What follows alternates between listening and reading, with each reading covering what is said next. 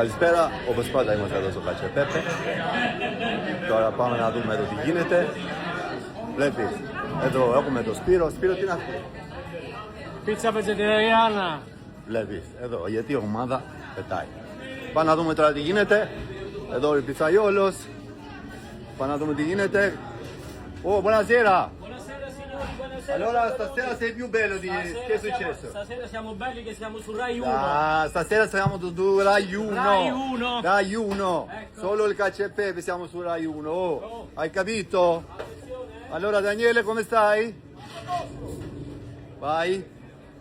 Perché il Cacio e Pepe è una storia, non un ristorante. Come lo dico sempre, per favore.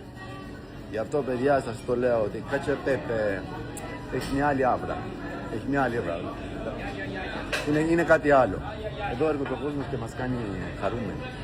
Είναι όλοι χαλαρά, όλοι τρώνε, όλοι πίνουν, όλοι είναι μέσα στη τρελή χαρά. Και αυτό μας δίνει θετική ενέργεια. Άμα δείτε τα παιδιά πως δουλεύουν εδώ, είναι όλοι cool. Γι' αυτό σας περιμένουμε εδώ στο Cacio e Pepe πάντα. Πολλά φιλιά.